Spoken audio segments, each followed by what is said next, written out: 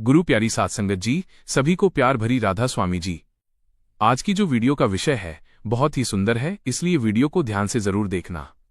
ज्वारे में ऐसी मिट्टी कभी मत डालना जो सूख जाते हैं, वरना हो जाओगे कंगाल।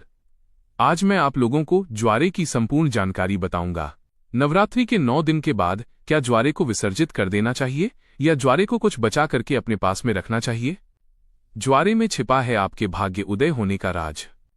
आखिर ज्वारे में क्या डालना चाहिए और ज्वारा क्यों सूख जाता है? क्या ज्वारे का पत्ता खाने से धन संपदा प्राप्त होती है, सुख प्राप्त होता है?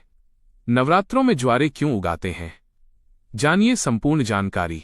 धन, यश, वैभव, कीर्ति, उत्तम फल तथा करोड़पति बनने का सपना, बंद किस्मत के ताले को खोलने का मंत्र। नवरात्रि में ज्वारे के बिना मां दुर्गा की पूजा अधूरी मानी जाती है और इसकी एक पौराणिक कथा भी है। सारी जानकारी इस वीडियो में आज मैं आप लोगों को विस्तार से बताऊंगा, इसलिए मैं बोल रहा हूं कि इस वीडियो को ध्यान से देखना। अगर आपके मन में कोई डाउट है, कोई सवाल है या फिर नवरात्रि संबंधी कोई आप हमसे सजेशन लेना चाहते हैं तो बिल्कुल ही आप कमेंट बॉक्स में पूछिए। हमारे द्वारा या हमारी टीम के द्वारा आपकी मदद की जाएगी। और हाँ, कमेंट बॉक्स में राधा स्वामी जी जरूर लिखें। धार्मिक मान्यताओं के अनुसार जौ को भगवान ब्रह्मा का प्रतीक माना जाता है, इसलिए नवरात्रि के पहले दिन घट की स्थापना के समय जौ की सबसे पहले पूजा की जाती है। उसे कलश में भी स्थापित किया जाता है। सृष्टि की पहली फसल जौ को ही माना जाता है, इसलिए जब भी देवी देवताओं की पूजा की जाती है या हवन के समय आपने जरूर देखा होगा जौ अर्पित किए जाते हैं। साथ ही यह भी माना जाता है कि जौ अन्न ब्रह्म के समान है और अन्न का हमेशा सम्मान करना चाहिए, इसलिए पूजा में जौ का इस्तेमाल भी होता है और लोग ज्वारे बोते हैं। नवरात्रि में बोए जाने वाले ज्वारे से आप अपना भविष्य भी जान सकते हैं। कैसे जान सकते हैं, इस वीडियो में आप लोगों को सारी जानकारी विस्तार से बताऊंगा। अगर आपने अपने घर में ज्वारे बो के नहीं रखे हैं तो कोई बात नहीं, इस वीडियो को ध्यान से देख लेना। आपको किसी न किसी माध्यम से ज्वारे विसर्जित करते समय कुछ न कुछ ज्वारे प्राप्त हो जाएंगे। इससे आप अपनी बंद किस्मत के ताले खोल सकते हैं। वीडियो ध्यान से देखना। और हाँ, अगर आपको हमारी वीडियो में बताई गई जानकारी अच्छी लगेगी, वीडियो पसंद आएगी तो वीडियो को लाइक कर चैनल को सब्सक्राइब जरूर करना और कमेंट बॉक्स में राधा स्वामी जी जरूर लिखना। जो भक्त सच्चे दिल से कमेंट बॉक्स में जय माता दी लिखता है तो माता रानी का उसको प्यार मिल जाता है। दोस्तों, हमारे धर्मशास्त्र कहते हैं कि नवरात्रि में बोए जाने वाले ज्वारे से आप अपने भविष्य को झांक सकते हैं, अर्थात आप अपने भविष्य को देख सकते हैं। कैसे देख सकते हैं? अगर अंकुरित जौ का रंग नीचे से आधा पीला हो और ऊपर से आधा हरा हो तो इसका मतलब ये होता है कि आने वाला साल आधा समय ठीक रहेगा और आधा समय आपका खराब चलेगा। यदि जौ नीचे से आधा हरा है और ऊपर से आधा पीला है तो इसका मतलब ये है कि आपका शुरुआती समय ठीक से बीतेगा, लेकिन बाद में आपको परेशानी का सामना करना पड़ेगा। आपको घबराना नहीं है, इससे छुटकारा पाने का तरीका भी हम आपको बताएंगे। इसीलिए अंत तक वीडियो देखें, क्योंकि अधूरा ज्ञान हमेशा लटकती तलवार की तरह ही होता है। दोस्तों, इसी के साथ ही जौ सफेद या हरे रंग में उग रहे हैं तो यह अत्यंत शुभ संकेत है। अगर ऐसा है तो मान लीजिए कि आपकी पूजा सफल हो गई है और आने वाले समय में खुशियों के दरवाजे आपके खुल जाएंगे। जौ अगर सूखी और पीली होकर झरने लगे तो इसे अशुभ संकेत मान सकते हैं। ऐसे में आप मां दुर्गा से अपने कष्टों और परेशानी को दूर करने के लिए प्रार्थना कर सकते हैं या फिर नवदुर्गा का बीज मंत्र जैसे ओम दुन दुर्गाय नमः का 108 बार हवन करके आहुति दे सकते हैं। इससे आपको अत्यंत लाभ मिलेगा और माता रानी से प्रार्थना कर सकते हैं। कहते हैं कि नवरात्रि में बोई गई जौ जितनी बढ़ती है उतनी ही माता रानी की कृपा बरसती है। इससे व्यक्ति के घर में सुख समृद्धि भी बनी रहने के संकेत मिलते हैं। मान्यता है कि यदि जौ के अंकुर 2 से 3 दिन में आ जाते हैं तो ये बेहद शुभ होता है और यदि नवरात्रि समाप्त होने तक जौ न उगे तो ये अच्छा नहीं माना जाता है। हालांकि कई बार ऐसा भी होता है कि यदि आपने उचित तरीके से जौ नहीं बोया है तो भी जौ नहीं उगता है। ऐसे में ध्यान रखें कि जौ को अच्छे से बोएं। वैसे तो अलग अलग घरों में जौ बोने का तरीका भी अलग अलग होता है। कुछ लोग बालू को एक जगह पर इकट्ठा करके उसमें बीज बो देते हैं, जबकि कई लोग अलग से मिट्टी के बर्तन में बालू या मिट्टी डालकर जौ बोते हैं। लेकिन अगर आप चाहते हैं कि ये अच्छे से उगे तो एक मिट्टी के बर्तन में बालू या मिट्टी डालें, फिर उसमें जौ के दाने डाल दें। शारदीय नवरात्रि हो या फिर चैत्र नवरात्रि या फिर गुप्त नवरात्रि, जिस घर में यदि ज्वारे नहीं बोए जाते तो वहां पर परेशानी अपनी जगह बना लेती है। भूत प्रेत का वास हो जाता है, डेरा भूतों का आ जाता है, गरीबी का वास हो जाता है। शास्त्रों के अनुसार माना जाता है कि माता दुर्गा उस घर में वास करती हैं और वही सेवा स्वीकार करती हैं और उसी का व्रत पूर्ण करती हैं जिसके घर में ज्वारे बोए जाते हैं। यदि ज्वारे हरे भरे हैं तो घर में खुशियों का आगमन आवश्यक होता है। हरे भरे ज्वारे के साथ माँ अपनी सखियों के साथ नृत्य करती हैं, खेलती हैं। घर में ढेरों खुशियां बरसती हैं, माता का प्यार बरसता है और ऐसे घर से भूत प्रेत दूर भाग जाते हैं। कहते हैं ज्वारे नकारात्मकता को नष्ट करते हैं और सकारात्मकता का संचार करते हैं। शास्त्रों में स्पष्ट लिखा है कि नवरात्रों में यदि जिस घर में ज्वारे नहीं होते, ज्वारे नहीं बोए जाते, तो इतना समझ लो आपके घर में प्रेत आत्माओं ने डेरा बना रखा है। घर से यदि भूत प्रेत को भगाना है तो ज्वारे नवरात्रों में अवश्य बोएं, माता बड़ी प्रसन्न होती हैं। जौ जो होते हैं, आप इसे 9वें दिन कन्या पूजन में कन्याओं को भोग स्वरूप वितरित करें। आप चाहें तो देवताओं को जौ का भोग लगा सकते हैं। कन्या की थाली में इसका एक एक टुकड़ा रखें, माता नवदुर्गा प्रसन्न होती हैं। नवरात्रि में ज्वारे का भोग देवताओं को अति प्रसन्न करता है। ये ज्वारे बहुत ही पवित्र चीज हैं, इसे आप साधारण मत समझना। वैसे मैया रानी करुणामयी हैं, वो अपनी संतान और अपने लाल को सदैव माफ कर देती हैं। ज्वारे को साक्षात नवदुर्गा का स्वरूप माना जाता है, ब्रह्म का स्वरूप माना जाता है। चलिए, इस वीडियो में मैं आप लोगों को बताने का प्रयास करूंगा कि अब सवाल ये उठता है कि नवरात्रि में ज्वारे का क्या करें। क्या विसर्जन कर दें या इसे घर में रहने दें? तो धार्मिक मान्यता कहती है कि ज्वारे को घर में रखना शुभ माना जाता है, लेकिन इसको रखने के पीछे एक निश्चित निर्धारित समय रहता है। इसी निर्धारित समय में ज्वारे की सेवा करके जल में विसर्जित कर देना चाहिए। जैसे कि आपने 9 दिन इसकी खूब सेवा की है, बहुत अच्छी बात है। 9 दिनों के बाद इसे जल में विसर्जित कर देना चाहिए, क्योंकि शक्ति को शक्ति के साथ मिलाना जरूरी है।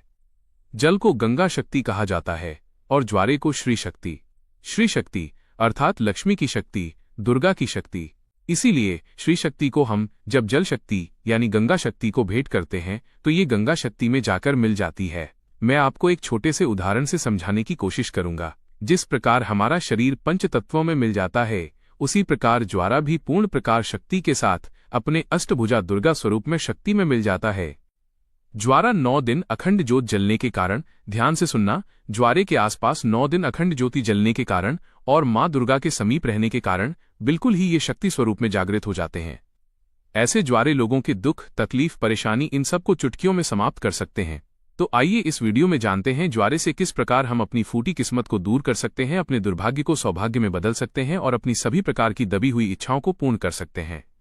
देखिए, अगर आज की वीडियो आपने मिस कर दी तो सारी जिंदगी आप गरीब रह जाएंगे, क्योंकि ज्वारे से आप अपनी गरीबी को, अपने कष्ट को, अपनी परेशानी को, अपने दुख को, अपनी तकलीफ को, या आपके घर परिवार में किसी को दुख है, तकलीफ है, लंबे समय से बीमार हैं, आप उन्हें स्वस्थ करा सकते हैं। तो आइए इस वीडियो में जानते हैं वास्तव में हमें ज्वारे का क्या करना चाहिए। ज्वारे विसर्जित करते समय कुछ ज्वारे साफ पानी से धो के हमें अपने साथ में ले आना चाहिए। क्यों इसे लाना चाहिए? क्योंकि इसे श्री शक्ति का प्रतीक कहा जाता है। श्री शक्ति अर्थात इसे लक्ष्मी का स्वरूप माना जाता है। ज्वारे को हमेशा धन स्थान, व्यापार स्थान या फिर कारोबार स्थान पर जरूर रखना चाहिए। इससे धन में बढ़ोतरी होती है, कारोबार में उन्नति होती है। अगर आपकी दुकान ठीक से नहीं चल पा रही, कारोबार में आपको बढ़ोतरी नहीं हो पा रही है, या फिर आपका धंधा पानी अच्छे से नहीं चल पा रहा है, निरंतर आपको नुकसान हो रहा है, तो बिल्कुल ही ज्वारे की कुछ पत्तियां आप अपने व्यापार स्थान या धन स्थान में जरूर रखिए। आपके धन में बढ़ोतरी होगी, कारोबार में तरक्की होगी और आप जो भी बिजनेस करें उसमें आपको लाभ मिलेगा। ऐसा भी माना जाता है कि ज्वारे को पीले वस्त्र या लाल वस्त्र में लपेटकर ऊपर से मौली धागा बांधकर अगर इसे पैसों के स्थान पर रखा जाए तो इससे कभी भी पैसों की कमी नहीं होती, क्योंकि ये श्री शक्ति के कारण जागृत हो जाते हैं। श्री अर्थात लक्ष्मी, ये पूर्ण रूप से लक्ष्मी की शक्ति कहे गए हैं। इसी के साथ ये भी कहा जाता है और हमारे संपर्क में जुड़े बहुत से लोगों का ये मानना है कि ज्वारे को थोड़ी सी मात्रा में अपने पर्स में जरूर रखना चाहिए। आप में से अधिकतर लोग ज्वारे को अपने पर्स में जरूर रखते होंगे। अब इसके पीछे का कारण मैं आप सभी दर्शकों को बताना चाहूंगा। जिस प्रकार इसे धन स्थान में रखने से ये धन की कमी नहीं होने देता, उसी प्रकार इसे पर्स में रखने से आपके पर्स में कभी भी पैसों की कमी नहीं होने देता, क्योंकि पर्स को भी धन स्थान कहा जाता है, लक्ष्मी स्थान कहा जाता है। ये पर्स में होने के कारण हमेशा आपके पर्स को नोटों से भरे रखने का काम करता है। किसी भी श्रेष्ठ मनोकामना के लिए 5 ज्वारे की साफ एवं स्वच्छ पत्तियों को देवी पुराण या दुर्गा सप्तशती जैसी माता रानी की दिव्य किताबों में मनोकामना बोलते हुए दबाना होता है। माँ भगवती की कृपा से कुछ दिनों के बाद वो मनोकामना पूर्ण हो जाती है। लेकिन जब भी आप ये उपाय करेंगे, आपको इसे गुप्त रखना है, इसके बारे में किसी को बताना नहीं है। देखिए, ज्वारे बहुत ही पवित्र चीज है, कभी भी इसके बारे में आप लोगों को किसी को नहीं बताना चाहिए। और एक बात, बहुत से लोग आप में से ऐसे दर्शक हैं जो बोलते हैं ना गुरुजी हमें ताबीज बनाना सीखना है तो क्या करें? तो एक बात ध्यान से सुन लीजिए। दोस्तों, अगर आप भी चाहते हैं कि निरंतर आपके शरीर में माता रानी का वास बना रहे, आपका शरीर सुरक्षा कवच से ढका रहे, तो ज्वारे के 4 से 5 पत्ते आपको लेने हैं। चांदी के ताबीज या तांबे के ताबीज में इसे डाल देना है और साथ में नवरात्रि के 9 दिन तक माता रानी के लिए जो आपने धूप बत्ती जलाई है उसकी भस्म और माता रानी को चढ़ाए हुए अक्षत यानी पीले चावल लेने हैं। इन तीनों सामग्रियों को ताबीज में डाल देना है, माता रानी का ध्यान करना है, अगरबत्ती या धूप का धुआं दिखाना है और आप इसे नवरात्रि के बाद किसी भी दिन धारण कर सकते हैं। ये आपको हमेशा सुरक्षा कवच की तरह ही फायदा पहुंचाएगा, किसी भी प्रकार की दुर्घटना नहीं होने देगा। आप जहां भी जाएंगे, जिस भी क्षेत्र में जाएंगे, उस क्षेत्र में ये मित्र की भांति आपकी मदद करेगा, आपको तरक्की दिलाएगा और सफलता दिलाएगा। आप में से अगर किसी के घर में कोई लंबे समय से बीमार पड़ा है, जो कि ठीक नहीं हो पा रहा है, डॉक्टरी दवा चल रही है पर फिर भी असर नहीं हो रहा है, कभी कभी नकारात्मक शक्तियों के कारण लोग स्वस्थ नहीं हो पाते हैं, तो ज्वारे का एक जबरदस्त गुप्त चमत्कारिक प्रयोग बता रहा हूं। यह प्रयोग अपने तक सीमित मत रखना, इसे और लोगों को जरूर बताना, इससे समाज का कल्याण होगा। कोई ऐसा व्यक्ति है जो लंबे समय से बीमार पड़ा है और ठीक नहीं हो पा रहा है, ऐसे व्यक्ति को ज्वारे का रस निकालकर, अगर वह बोलने में समर्थ नहीं है और खाट पर पड़ा है, तो उसकी नाक में कुछ बूंदे डालने से वह कुछ दिनों में स्वस्थ हो जाता है। जो लोग बोलने फिरने में समर्थ हैं पर बीमारी ठीक नहीं हो रही, उन्हें 1 या 2 चम्मच ज्वारे का रस सुबह शाम माँ भगवती, माँ काली और माँ आदि शक्ति जगदम्बा का ध्यान करते हुए पिला देना है। ज्वारे में पूर्ण रूप से ब्रह्म एवं माँ आदि शक्ति की शक्तियां समाहित होती हैं। इसे लगातार 5 से 7 दिनों तक पिला देना। दोस्तों, खाट पर पड़ा इंसान भी स्वस्थ हो जाएगा और चलने फिरने के लायक बन जाएगा। इसलिए मैं आप लोगों को बोलता हूं कि हम जितनी भी सामग्री अपने घर में नवरात्रि के समय रखते हैं, चाहे वो ज्वारे हों, जोत की बाती हो, भस्म हो या जौ हो, ये सब किसी न किसी काम जरूर आते हैं। हम सब इसे नदी में विसर्जित कर देते, हमारी सबसे बड़ी मूर्खता है। विसर्जित करना चाहिए, इसमें कोई गलत बात नहीं है, लेकिन इसकी कुछ मात्रा हमें अपने पास बचाकर रख लेनी चाहिए, क्योंकि ये माता रानी का प्रसाद होता है। निकट भविष्य में जब हमें कोई परेशानी आती है या किसी को भूत बाधा लग जाती है, तो ज्वारे के रस की 1-2 बूंद नाक में टपका देने से भूत तत्काल छोड़ देता है और नकारात्मक शक्ति भाग जाती है। इन सारी चीजों को हमें बचाकर जरूर रखना चाहिए, आगे चलकर यही हमारे लिए माता का वरदान और आशीर्वाद साबित होता है। इसीलिए कभी भी इसे पूर्ण रूप से विसर्जित नहीं करना चाहिए। इसका कुछ अंश हमें अगले नवरात्रि आने तक अपने पास रखना चाहिए। अगर आप भी ज्वारे के संबंध में कोई विशेष जानकारी रखते हैं तो कमेंट करके जरूर बताइएगा।